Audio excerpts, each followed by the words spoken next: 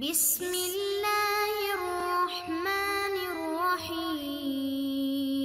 بسم اللہ الرحمن الرحیم۔ السلام علیکم عزیز طلبہ کرام، آج ہمارا مبادیات الحدیث کا سبق نمبر 42 ہے، جس کا عنوان ہے علم حدیث بر صغیر میں، اس کا دور ثانی ہے اور دور ثانی کا حصہ دوم ہے۔ گزشتہ سبق کے اندر ہم نے دور ثانی کا حصہ اول پڑھا تھا اور وہ ایک تمہیدی سبق تھا۔ اس سبق سے انشاءاللہ ہم لوگ محدثین کا تذکرہ شروع کرتے ہیں۔ سندھ میں علم حدیث کی خدمت کے سلسلے میں سندھی محدثین کو 4 طبقات میں تقسیم کیا جا سکتا ہے۔ پہلا طبقہ وہ محدثین جو سندھ میں پیدا ہوئے لیکن ان کی نشو و نما اور تعلیم و تربیت عرب میں ہوئی، وہ عرب میں رہے اور عرب میں ہی فوت ہوئے۔ دوسری قسم وہ جو نسلاً عرب تھے، ان کی ولادت، نشو و نما، تعلیم و تربیت عرب میں ہوئی۔ سندھ میں فتح اسلام کے بعد وہ کسی سرکاری فرض منصبی کی انجام دہی کے لیے یا از خود ہجرت کر کے سندھ میں آ کر آباد ہو گئے۔ تیسرا طبقہ وہ جو سندھ میں پیدا ہوئے، سندھ میں انہوں نے تعلیم حاصل کی، بعد ازاں عرب ہجرت کر گئے اور وہاں ان کی وفات ہوئی۔ چوتھا طبقہ وہ جو سندھ میں پیدا ہوئے، ان کی تعلیم و تربیت سندھ میں ہوئی اور سندھ میں ہی فوت ہوئے۔ سندھ میں علم حدیث کی خدمات کا جائزہ لیتے ہوئے 4 طبقات کے محدثین کو بیان کیا جائے گا۔ یہ چند محدثین کے نام آپ حضرات کے سامنے ہیں اور آپ دیکھ رہے ہیں کہ تمام محدثین کے ساتھ الدیبلی کا لفظ لگا ہوا ہے۔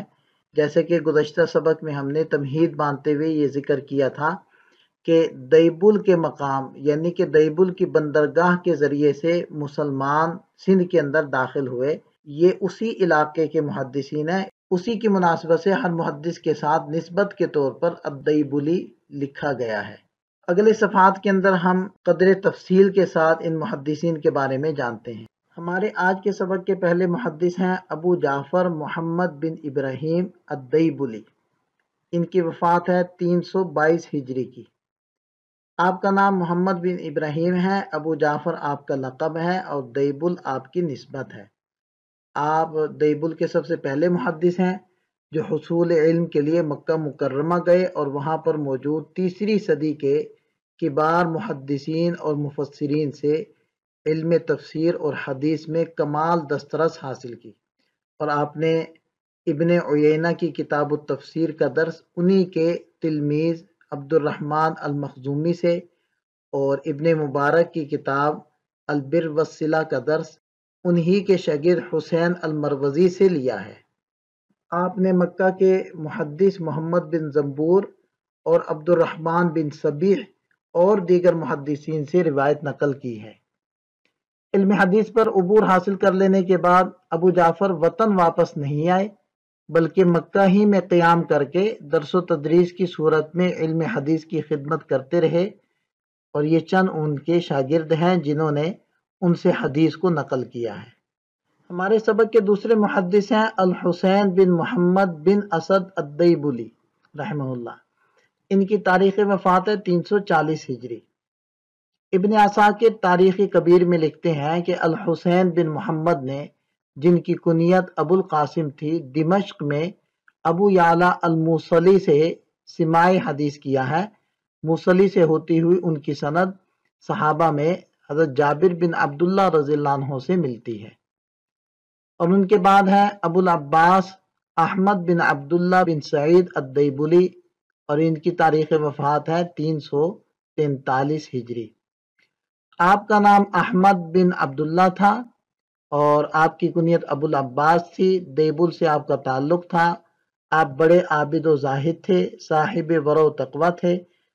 زہد و تقوی کے ساتھ ساتھ حصول علم کی تمنا اور شوق نے آپ کو اسفار کثیرہ پر مجبور کیا، لہذا آپ نے بصرہ کا سفر اختیار کیا اور وہاں پر بہت سارے محدثین سے، اساتذہ کرام سے کسب فیض کیا، جن کی یہ فہرست آپ حضرات کے سامنے ہے۔ دیبل کے محدثین میں سے ایک محدث ہیں ابراہیم بن محمد الدیبلی۔ آپ ابو جعفر محمد بن ابراہیم کے بیٹے تھے۔ آپ نے بغداد کے حافظ موسیٰ بن ہارون اور مکہ کے محدث علی الصائغ سے احادیث روایت کی ہیں۔ ان کے بعد ہیں جی محمد بن عبداللہ الدیبلی رحمہ اللہ، جن کی وفات ہے 345 ہجری۔ آپ کا نام محمد بن محمد ہے اور کنیت ابو العباس ہے۔ آپ دیبل کے زاہدین میں شمار ہوتے ہیں، اور علامہ سمعانی رحمہ اللہ لکھتے ہیں کہ آپ بڑے عابد و زاہد تھے، اور جن محدثین سے انہوں نے سماع کیا ہے وہ بھی انہوں نے ذکر کر دیا، جیسے سمع ابا خلیفہ الفضل بن حباب الجمحی، اسی طرح جعفر بن محمد بن حسن القریابی، اور عبدان بن احمد بن موسیٰ العسکری، اور محمد بن عثمان بن ابی سوید البصری، اور ان کے جو ہم اثر تھے ان حضرات سے انہوں نے سماع کیا ہے۔ اور سمع منہ الحاکم ابو عبداللہ الحافظ، تو انہوں نے ان سے سماع کیا ہے، یعنی یہ ان کے شاگرد ہیں۔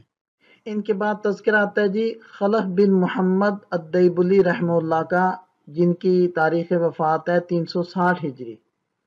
خلف بن محمد نے اپنے آبائی شہر دیبل میں علی بن موسیٰ الدیبلی سے علم حدیث میں استفادہ کیا۔ بعد ازاں وہ بغداد چلے گئے، جہاں ابو الحسین ابن جندی رحمہ اللہ یہ ان کے شاگرد ہیں، اور احمد بن عمیر انہوں نے بھی آپ سے استفادہ کیا ہے۔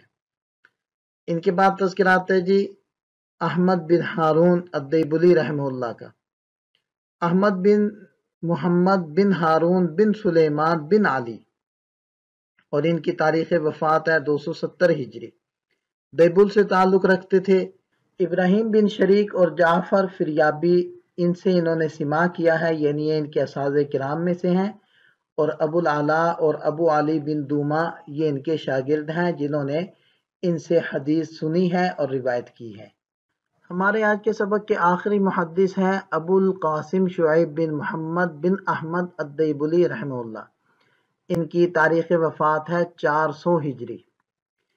تو ان کے بارے میں لکھا ہے کہ یہ ابن ابی قطران الدیبلی کے نام سے مشہور تھے، اور مصر تشریف لے گئے تھے، وہیں انہوں نے درس و تدریس کا سلسلہ شروع کیا۔ اور ابو سعید ابن یونس کہتے ہیں کہ میں نے اور خلف بن محمد نے ان سے روایات لکھی ہیں، یعنی یہ ان کے شاگرد ہیں۔ یہاں ہمارا سبق مکمل ہوتا ہے۔ آج ہم نے علم حدیث بر صغیر میں اس کے دور ثانی کا حصے دوم پڑھا، جس کے اندر ہم نے 8 محدثین کا تذکرہ کیا ہے۔ ملتے ہیں نئے سبق کے ساتھ۔ اللہ تعالی ہم سب کا حامی و ناصر ہو۔ دعا میں یاد رکھیے گا۔ السلام علیکم۔